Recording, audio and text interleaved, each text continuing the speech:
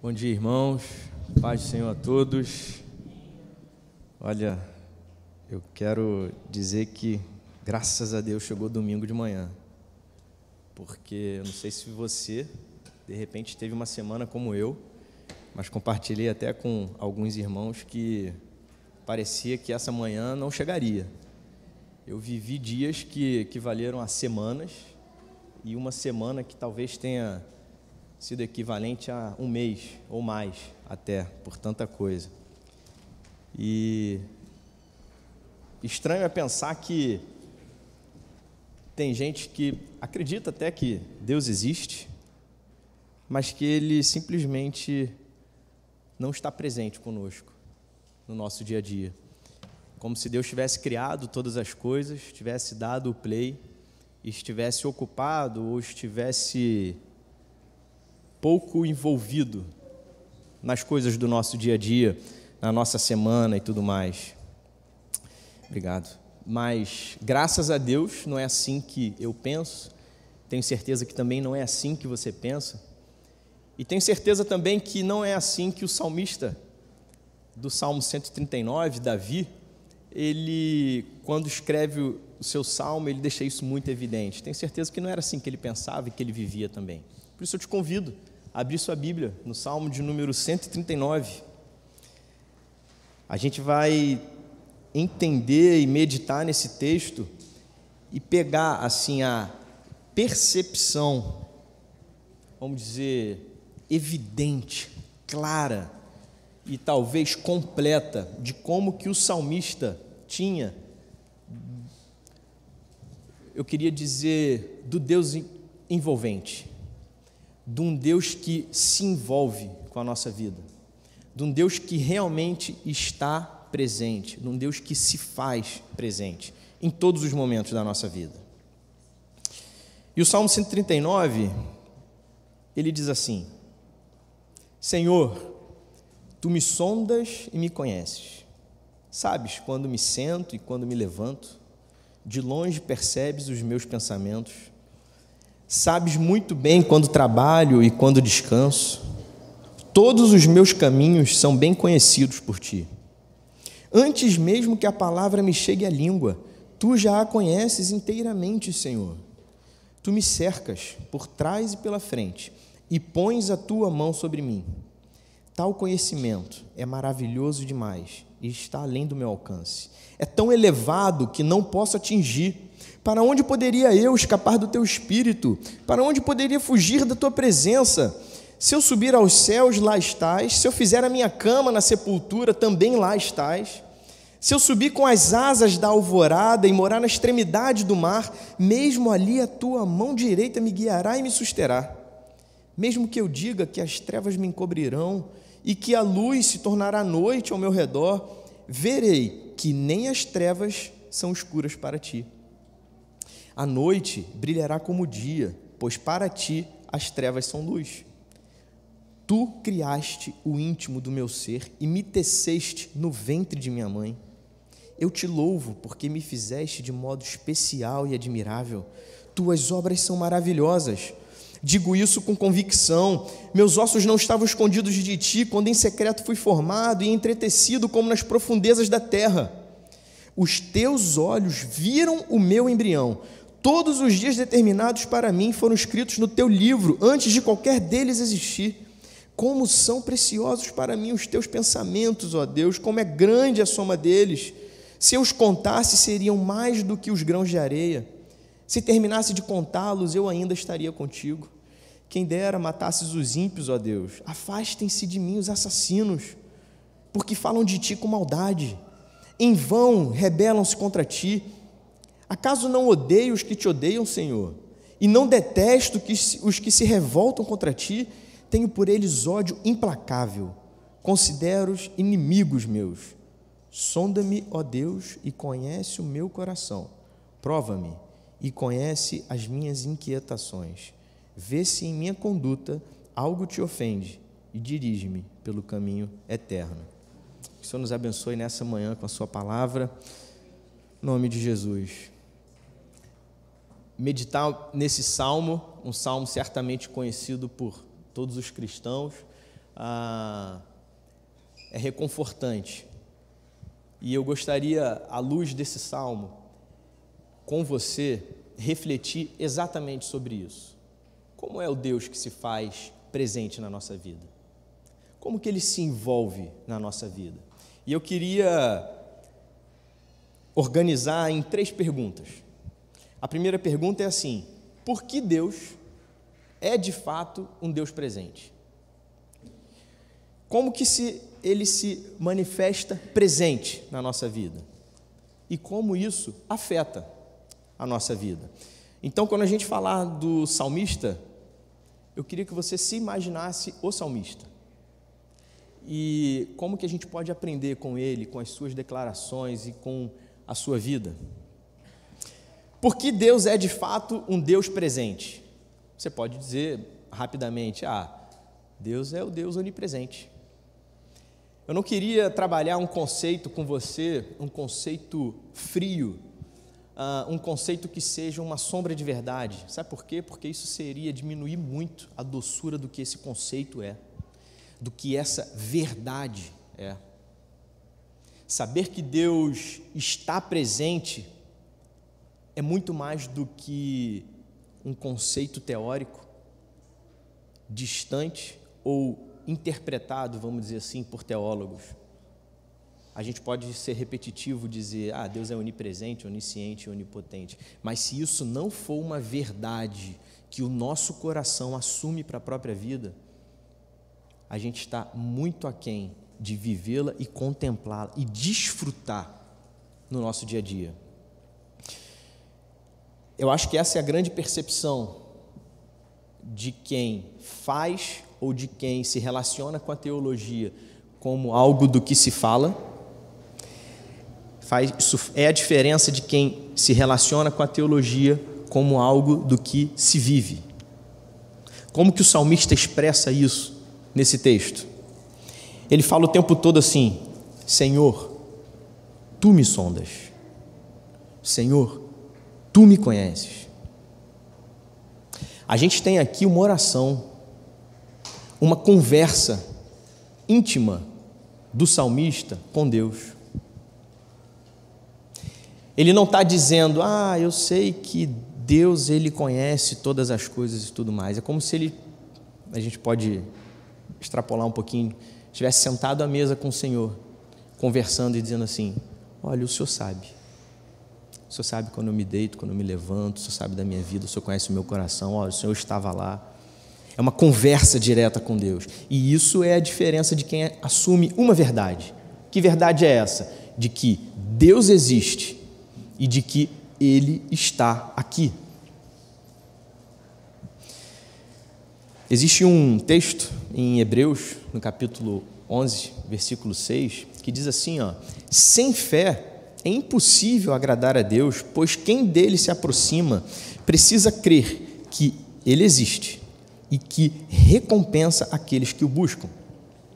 Parece uma lógica repetitiva ou muito boba o que esse versículo está querendo dizer, mas o que ele quer chamar a atenção do leitor, o autor quer chamar a atenção do leitor, é que a fé em Deus, ela também precisa ser acompanhada de uma fé que não só Ele existe, mas que Ele recompensa aqueles que se aproximam dEle.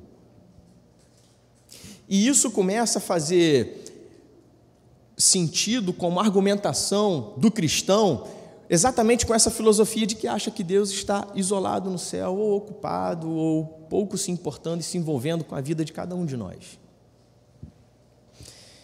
Quem se aproxima de Deus precisa saber, ou precisa ter fé, e ter fé, às vezes isso cai numa linguagem do dia a dia, como algo assim, não, tenho fé que meu time vai ganhar o jogo hoje.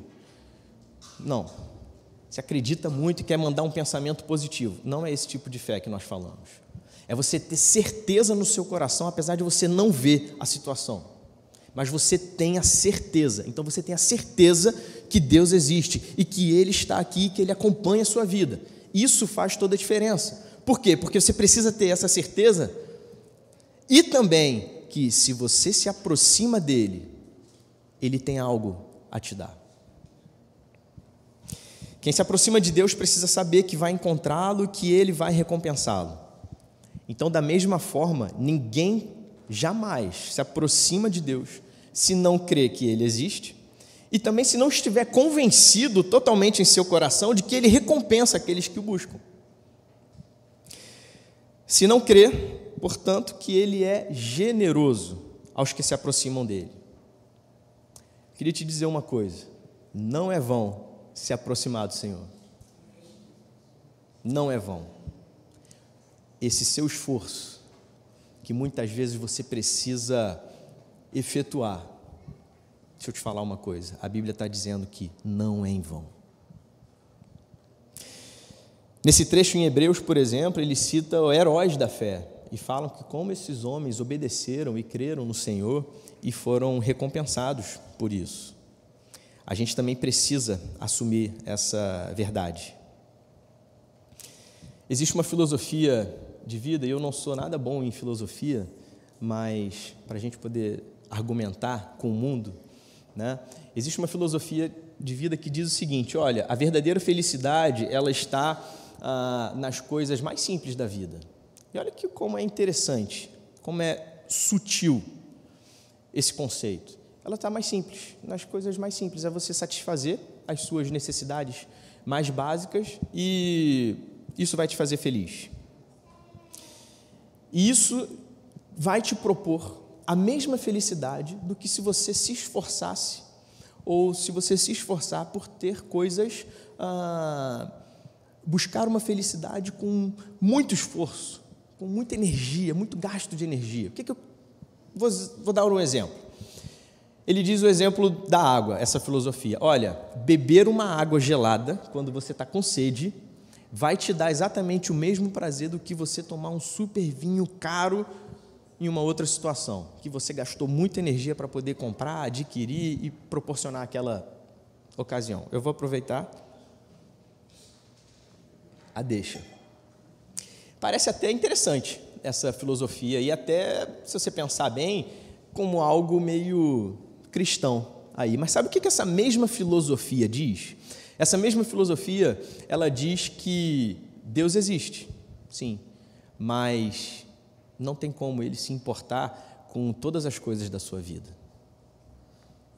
Por isso que, olha, não adianta você se esforçar muito, ou não adianta você também se aproximar de Deus.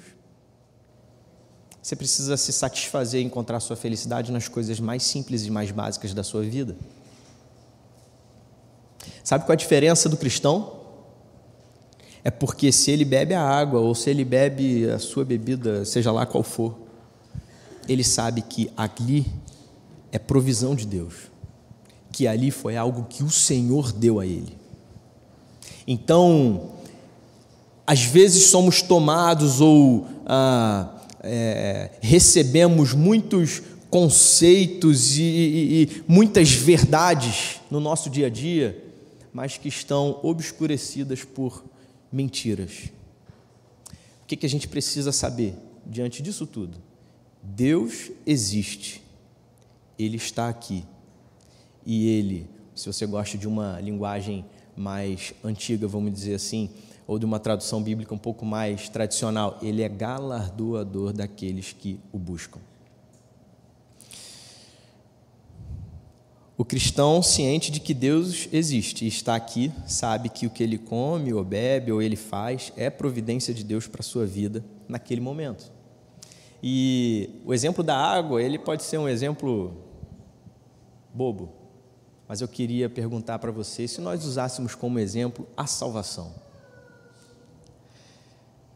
Para a gente concluir esse ponto, se pensamos que Deus existe, mas pouco se importa conosco, então eu não preciso me aproximar dele, porque não vai fazer diferença. E talvez esse seja o pensamento de muitos ditos cristãos. Eu sei que Deus existe, mas eu tenho que viver minha vida correta e me satisfazer com as coisas simples da vida. Não é isso que a Bíblia ensina. Se cremos que Deus não se deixa buscar em vão, no nosso coração, nós vamos descansar nele a salvação das nossas almas. E ele entregará tudo o que nós precisarmos, inclusive a felicidade da nossa vida, com a sua provisão. Sem fé é impossível agradar a Deus, pois quem dele se aproxima precisa crer que ele existe e que recompensa aqueles que o buscam. O autor desse salmo, de 139, Davi, ele tem essa clara percepção, essa certeza absoluta em seu coração. Essa verdade, ela é absorvida, ela está totalmente envolvida. Por isso que ele conversa com Deus. Tu sabes, Senhor, da minha vida. Tu sabes absolutamente de tudo. E muito mais, eu sei que o Senhor está ao meu lado.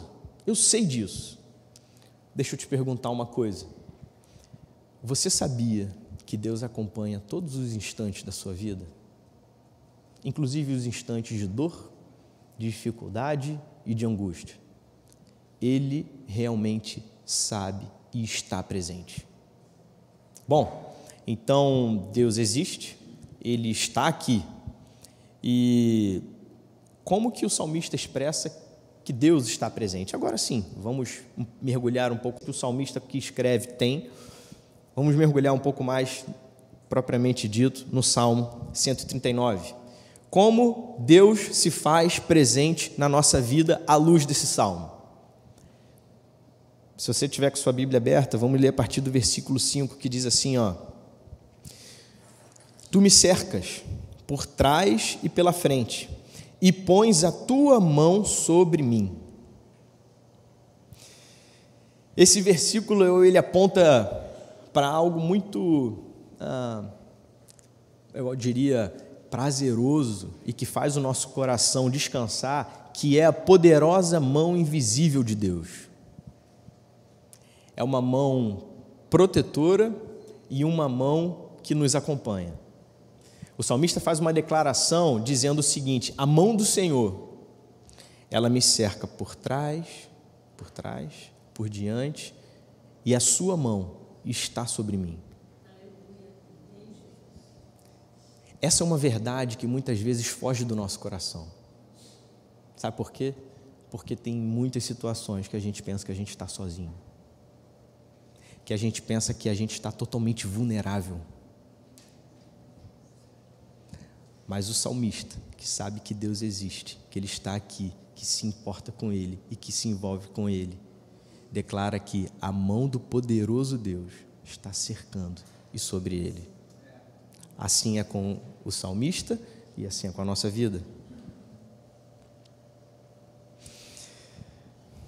Vamos voltar um pouquinho para o versículo 2, como que ele chegou a essa conclusão.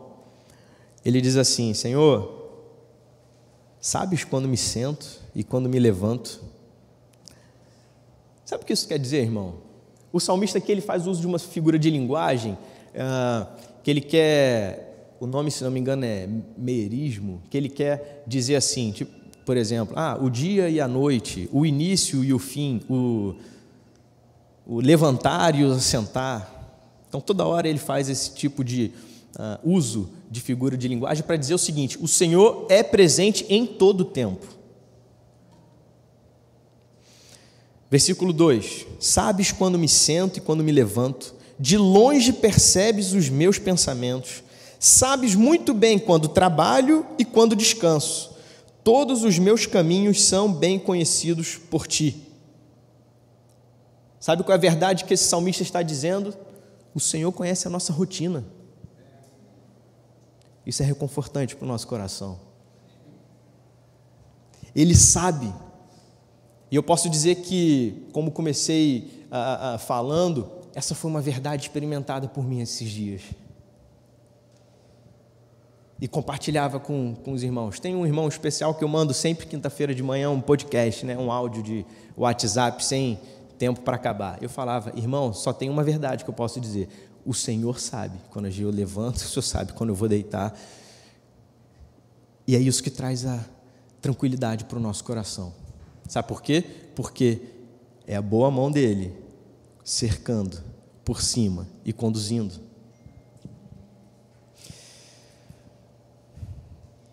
é como se a gente se sentisse vulnerável ou muitas vezes numa situação em que parece que ninguém está vendo. Parece que ninguém compreende a gente. Que na nossa casa as pessoas eles não entendem nada. Eles não estão olhando para a gente, percebendo a situação que a gente está passando.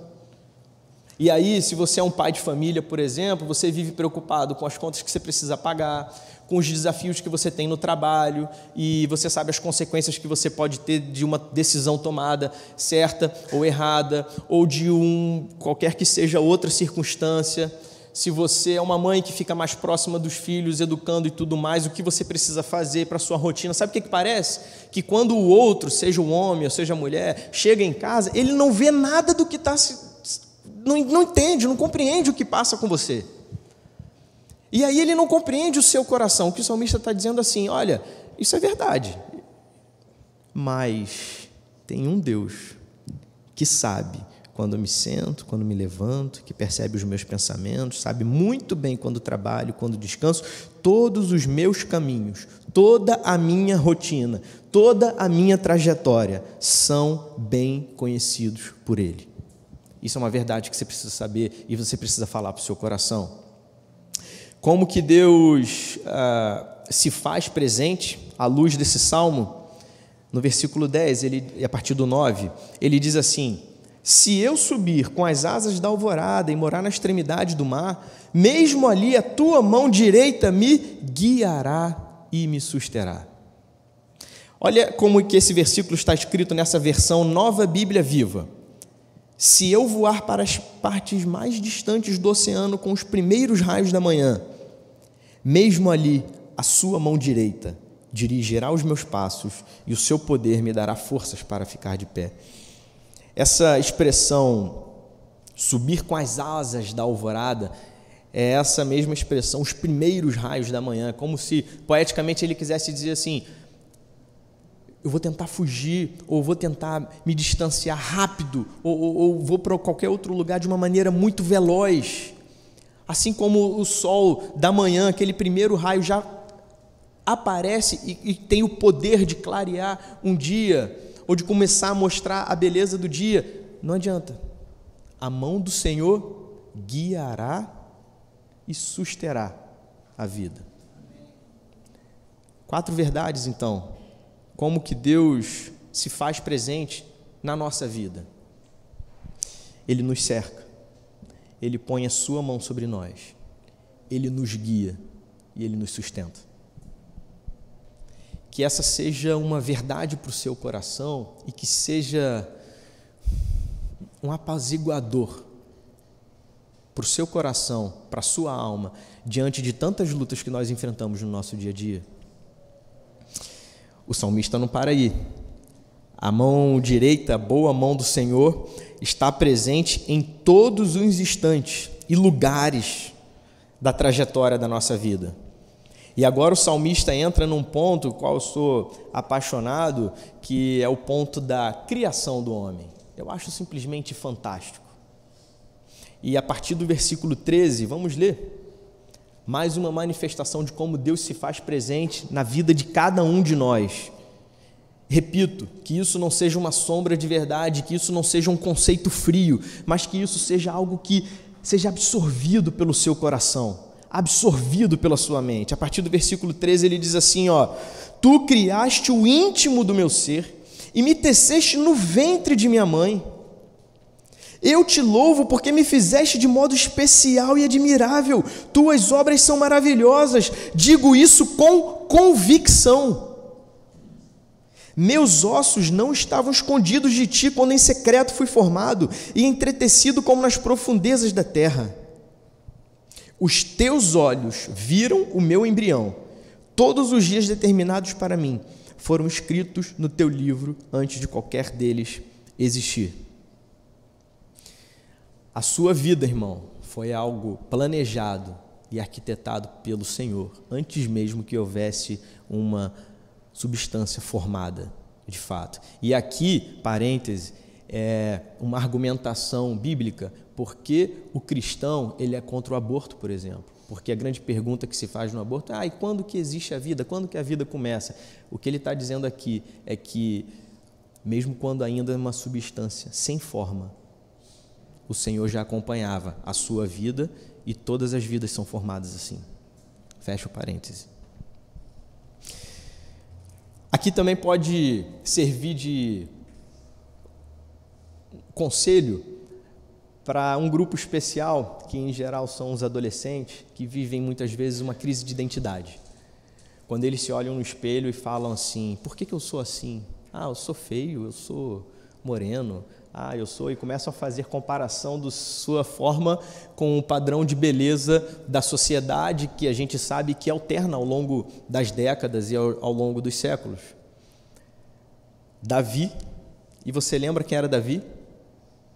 Davi, ele era aquele filho caçula de Jessé, e quando Samuel é orientado por Deus a ir à casa de Jessé, procurar aquele que seria ungido, o próximo rei de Israel, após Saul,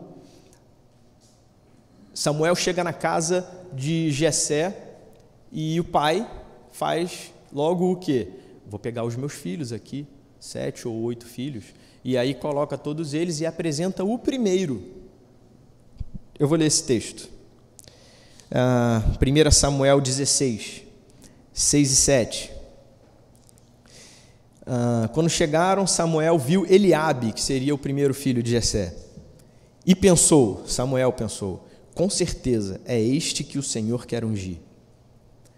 O Senhor, contudo, disse a Samuel é o profeta, que vai ungir o próximo rei: não considere sua aparência nem sua altura, pois eu o rejeitei.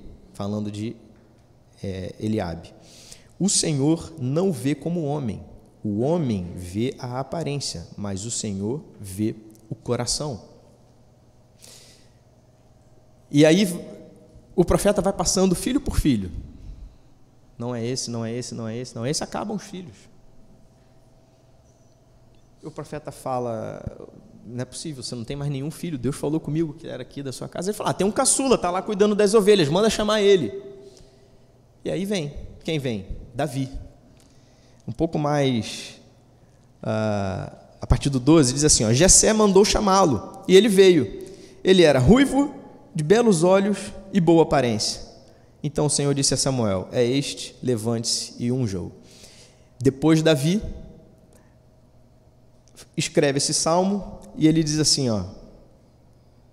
eu te louvo, porque me fizeste de modo especial e admirável. Um homem que, rejeitado por... Eu não posso dizer totalmente rejeitado, mas pelo menos menosprezado, até por sua própria casa, por ser o mais novo, por ser ruivo, talvez por alguma comparação a Esaú, que foi alguém que abandonou, eu não sei, mas abandonou a bênção do Senhor, sua primogenitura, e passou para o irmão. Mas esse homem que, por causa de sua aparência ou de sua condição, sabia o que era ser menosprezado pelos homens, nesse momento ele louva ao Senhor, porque ele sabe que foi daquela maneira que o Senhor o fez. E aí, lembrando que eu estou falando para todos nós, mas eu queria falar até para esse grupo especial que de repente vive uma crise de identidade. Irmão, o Senhor te fez assim. Desde quando você tinha, ou melhor, desde quando você não era nada, era ainda sem forma.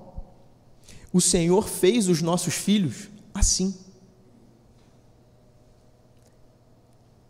Isso só vai fazer sentido ao seu coração, ou ao coração de alguém, se esse alguém se olha no espelho,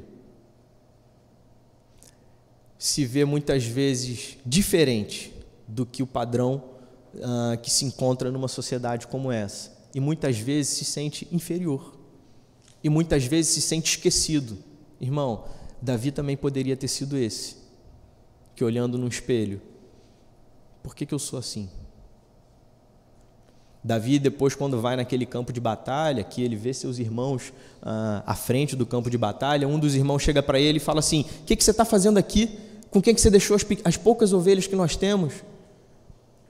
Sabe o que diz para ele? Eu sei, você é presunçoso de coração mau. Irmão, Davi tinha sido ungido pelo profeta na casa dele diante dos irmãos e continuava sendo menosprezado por seus irmãos. No entanto, sabe o que Davi sabia? Que foi Deus que o fez daquela maneira. Então, irmão, por mais que falem de você, porventura, você nem sofre com isso, mas certamente tem gente que sofre com isso. Não importa o que os outros dizem, importa o que o Senhor pensa sobre você. Fecha esse parênteses e vamos embora. Como que Deus se manifesta? Ele nos cerca, Ele põe a sua mão, Ele nos guia, Ele nos sustenta. E mais importante, Ele nos criou. O Senhor participa da nossa rotina. E agora, tendo todo esse conceito, tendo essa manifestação entendida de nossa parte, a terceira pergunta é: como isso afeta a nossa vida? Como que entender isso tudo vai transformar a nossa vida ou vai impactar o nosso coração? Vamos ler o versículo 6, o que o salmista diz: tal conhecimento é maravilhoso demais e está além do meu alcance, é tão elevado que não o posso atingir. Primeira coisa que entender as verdades do Senhor precisa causar no nosso coração é nos deixar, eu vou usar uma expressão diferente aqui, maravilhados com isso tudo. É um espanto de: que isso? Que bênção! Meu Deus! Esse é o espanto que essas verdades precisam causar no seu coração. Meu Deus! Tal conhecimento é maravilhoso demais para mim, está além do meu alcance. E vou te falar, está além do seu alcance, está além do alcance do salmista, está além do meu alcance. Eu não consigo passar tudo o que o texto diz. Por quê? Porque está muito além do nosso alcance. Sabe o que significa para a gente? Que na prática o que a gente tem que fazer é: meu Deus, que isso? A partir do 7 e 8 ele diz assim, para onde poderia eu escapar do teu espírito? Para onde poderia fugir da tua presença? Se eu subir aos céus, lá estás. Se eu fizer minha cama na sepultura, também lá estás. Sabe o que ele está querendo dizer? Olha, consola o seu coração com essa verdade. O Senhor não te deixa. E deixa eu te falar uma outra coisa. Pode ser que você esteja num momento de vida que... E isso serve para todos nós, na verdade, né? A gente não sabe se a gente vai estar aqui no domingo que vem. Porque para morrer basta estar vivo. Mas deixa eu te falar uma coisa, não tenha medo da morte. Sabe por quê? Porque se você fizer a sua cama na sepultura, lá também estará o Senhor. O cristão que vive essa verdade, ele não precisa ter medo de morrer. Ele não precisa ser imprudente, tentar os anjos, tentar o Senhor. Não, não é isso. Mas ele não precisa ter o medo do amanhã. Sabe por quê? O Senhor já está lá. Essa verdade precisa trazer paz para a nossa vida, precisa consolar o nosso coração. Tem um autor que ele disse assim, é uma bênção saber que Deus está presente, mas sentir sua presença é nada menos do que pura alegria. Junta a consolação do seu coração com esse maravilhamento de saber todas essas verdades. É alegria. Saber isso tudo também vai impactar e transformar a nossa vida e o nosso modo de viver, porque isso também trata a nossa ansiedade. A partir do versículo 17 diz assim: como são preciosos para mim os teus pensamentos, ó Deus, como é grande a soma deles. Se eu os contasse, seriam mais do que os grãos de areia. Se terminasse de contá-los, eu ainda estaria contigo. Sabe o que é ansiedade? A ansiedade é pensar muito pequeno. Eu não estou dizendo e não estou falando para você de alguém que não é ansioso. Sofro as mesmas ansiedades que todos vocês sofrem. O salmista também. Mas sabe com o que ele trata a ansiedade dele? Com a verdade de que os pensamentos do Senhor são muito maiores do que as preocupações da vida dele do dia a dia. Você já pensou sobre isso? Volta atrás na sua vida, pensando quantas vezes você se preocupou com algumas coisas e você deu tanta importância para aquilo, e aquilo te fez mal e aquilo te consumiu. E na verdade, quando o tempo passou, você viu que nem precisava disso tudo. Sabe por quê? Porque os pensamentos do Senhor são muito maiores do que os nossos pensamentos. Para a gente concluir, a partir do versículo 23, como que todas essas verdades impactam a nossa vida? Ela trata a nossa ansiedade, ela nos deixa maravilhados, ela nos deixa consolados, e a partir do 23, essas verdades nos quebrantam e nos constrangem. Sonda-me, ó Deus, e conhece o meu coração. Prova-me e conhece as minhas inquietações. Vê se em minha conduta algo te ofende e dirige-me pelo caminho eterno. O salmista começou conversando com o Senhor, dizendo: Senhor, eu sei que o Senhor sabe o meu coração. Sabe como ele termina? Senhor, mas olha o meu coração. Procura no meu coração, porque é tanta coisa maravilhosa e grandiosa e inalcançável pela minha mente, pelo meu coração, que eu não posso ter nada no meu coração que me afaste do Senhor. Senhor, eu não posso agir de hipocrisia na minha vida e no meu coração, porque o Senhor sabe os meus pensamentos muito antes até deles chegarem e de eu manifestar isso. Então, procura, assim, vai nas profundezas e nos esconderijos da minha alma e do meu espírito e tira aquilo que não te agrada. Por quê? Porque eu só quero descansar e estar mais perto do Senhor. Pedir para ser sondado por Deus é ter a certeza da impossibilidade de enganá-lo e da impossibilidade de usar de hipocrisia com Ele. Aqui eu tenho certeza que ninguém contestaria o conceito de que Deus é o onisciente. Aí fora muitos contestam. Mas a gente precisa, cada um de nós, precisa se arrepender das vezes que nós ignoramos essa verdade. Como se os nossos pecados estivessem encobertos ou impossibilitados da inspeção de Deus. Semelhante a Adão e Eva, quando pecaram, o que eles fizeram? Eles se esconderam. Ah, não, Deus, não sei se Deus vai ver a gente. A gente não pode deixar de reforçar que esse salmo, ele aponta para a onisciência de Deus e que a nossa vida é como um livro aberto para Ele. Por mais que você faça coisas que ninguém sabe, ou por mais que você seja um personagem, em cada lugar que você se encontra, no seu trabalho você é uma pessoa, eu não estou falando de ser uma pessoa totalmente diferente, mas muitas vezes nós vestimos personagens muito parecidos um com o outro, mas diferentes em cada pedacinho da nossa vida. Um pouquinho diferente no seu trabalho, um pouquinho diferente na sua casa. E às vezes você pode ficar constrangido, ou alguém que te conhece de um lugar ou outro, quando junta os dois grupos, fala assim: caramba, eu não conhecia esse seu lado. Deixa eu te falar, o Senhor conhece.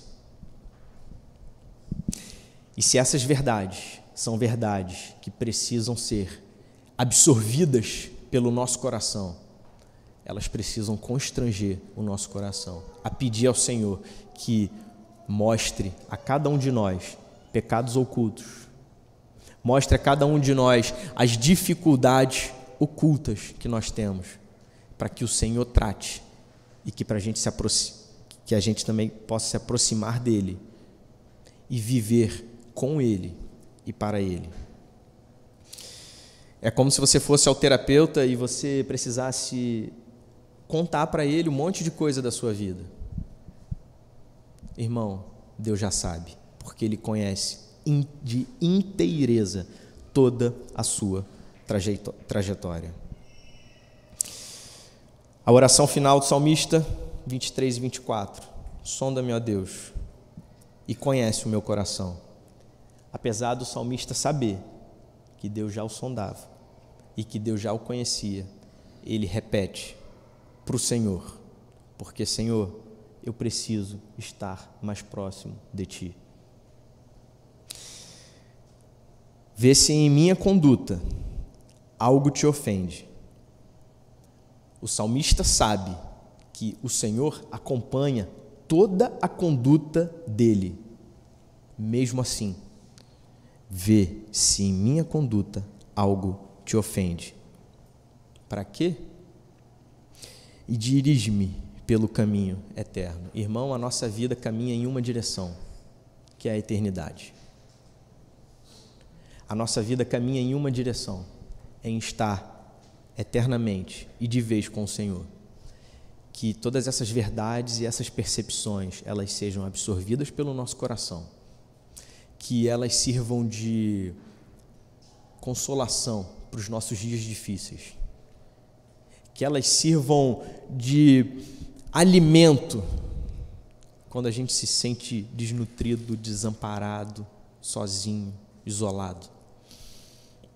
Que você lembre o seu coração de que você não está sozinho, que a sua vida não é um acaso. A sua vida foi algo que Deus trabalhou, que Deus planejou. A boa mão direita dele, a mão invisível de Deus, te acompanha, te guarda e te protege. Amém? Vamos orar? Senhor, Deus e Pai, a Tua palavra é rica e inalcançável por nós. É impossível, Senhor, para mim poder passar a Tua verdade da maneira como ela realmente é.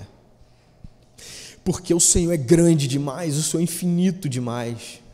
E aqui, Senhor, certamente, também em casa e onde quer que as pessoas ouçam essa mensagem, tem muita gente diferente, com contextos e circunstâncias completamente singulares. Mas o Senhor é o Deus pessoal. O Senhor é o Deus que conhece cada um, a rotina de cada um, a trajetória de cada um, e a Tua boa mão poderosa e invisível, e muitas vezes irreconhecida por cada um de nós, mas a Tua boa mão conduz e guia a vida de todos esses.